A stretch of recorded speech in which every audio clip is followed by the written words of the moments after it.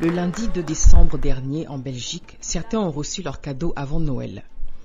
Entre rires et coupes de champagne, réunis avec des amis et de la famille dans le bureau de leur avocate à Bruxelles, 5 femmes qui ont cru que jamais elles ne verraient ce jour fêtent l'aboutissement heureux du combat de leur vie.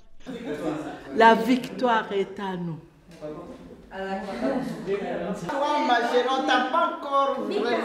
Soulagée qu'on reconnaisse enfin ce traumatisme inouï qu'elle porte en elle depuis toujours. En effet, la justice belge vient de reconnaître que l'ancien pouvoir colonial avait commis contre elle un crime contre l'humanité. Les 5 plaignantes sont toutes nées entre 1945 et 1950 de la relation d'un homme blanc avec une femme noire dans l'ex-colonie belge, aujourd'hui la République démocratique du Congo. À l'âge de 2, 3 ou 4 ans, elles ont été retirées de force à leur famille maternelle pour être placées dans des institutions généralement gérées par l'Église catholique où elles disent avoir été victimes de mauvais traitements. Cette politique d'enlèvement relèverait du crime contre l'humanité. L'État belge a été condamné en tant qu'ancien pouvoir colonial au Congo pour l'enlèvement à leur mère et le placement forcé de 5 fillettes métisses avant l'indépendance de 1960. Un arrêt historique selon leur avocate, maître Michel Hirsch. Ah mais c'est une victoire historique, ça change énormément de choses de reconnaître un fait colonial comme un crime contre l'humanité aujourd'hui et ces femmes qui ont vécu toute leur vie justement en étant rejetées dans ce qu'elles vivaient, c'est-à-dire comme si c'était inexistant et non important et qu'aujourd'hui ce soit reconnu pour ce que c'était, c'est-à-dire un crime contre l'humanité, c'est merveilleux, c'est historique.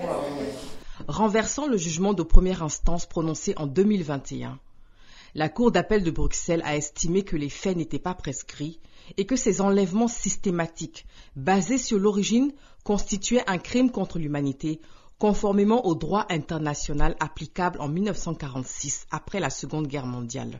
Ce procès a été le premier en Belgique à mettre en lumière le sort réservé aux métis nés dans les anciennes colonies belges, que sont le Congo, le Rwanda, le Burundi notamment. La plupart d'entre eux n'étaient pas reconnus par leur père et ne devaient se mêler ni aux Blancs ni aux Africains. Pour Madame Simone Ngalula, 78 ans, conduite à l'âge de 2 ans avec sa fratrie dans un couvent parce que sa mère veuve avait été jugée incapable de s'en occuper, a estimé que cet arrêt lui rendait enfin sa dignité. D'abord, pour la dignité d'une personne. On est des hommes ou on est des personnes ou on est des animaux. C'est notre dignité d'abord. Parce que maintenant, à notre âge, est-ce qu'on va encore revenir à l'enfance pour recommencer la vie? Non. Léa Tavares Mujinga, 78 ans, placée dans la même institution qu'elle au Congo, s'est dite heureuse d'être arrivée au bout d'un long combat. Nous sommes très contentes. Nous sommes très contentes de la décision de la justice. Parce que c'est un long combat. Et nous sommes arrivés au bout avec cette nouvelle-là, cet arrêt qui nous donne raison. Pour nous, c'est un grand soulagement. En fait, on a été entendus et la justice nous donne raison. C'est une vie, c'est une très grande partie de notre vie qui a été enlevée, que l'État belge avait brisée. On ne saura jamais le récupérer. Mais au moins, c'est un geste qui nous soulage un peu. Voilà. Selon leur défense, la pratique du placement forcé relevait de la politique de ségrégation raciale et de rapt instaurée par l'État colonial belge et a privé ces enfants de leur identité. La Cour d'appel a relevé que les 5 femmes avaient été enlevées à leurs mères respectives par l'État belge en exécution d'un plan de recherche et d'enlèvement systématique ciblant les enfants métis uniquement en raison de leur origine. Leur enlèvement est un acte inhumain et de persécution constitutif d'un crime contre l'humanité en vertu des principes de droit international reconnus par le statut du tribunal de Nuremberg intégré dans le droit international, est-il souligné. L'arrêt cite une résolution de l'ONU confirmant ces principes de droit adoptés en décembre 1946. En 2019, le gouvernement belge avait reconnu la ségrégation ciblée subie par ces métis des ex-colonies et déploré ces pertes d'identité avec la séparation des fratries, y compris au moment des rapatriements en Belgique après l'indépendance du Congo.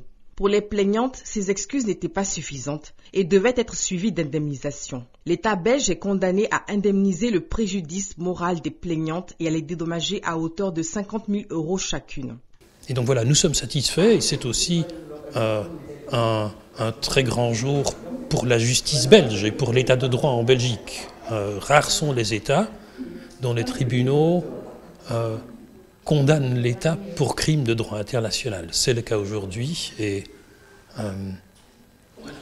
nous sommes très fiers de nos juges. En Afrique de l'Ouest, et notamment en Côte d'Ivoire, la France, autre ancien pouvoir colonial, appliquait aussi la même politique aux enfants métis qui étaient arrachés à leur mère dans les mêmes conditions avant d'être placés à l'orphelinat de Bergerville. Cet arrêt de la justice belge pourrait donc faire des émules.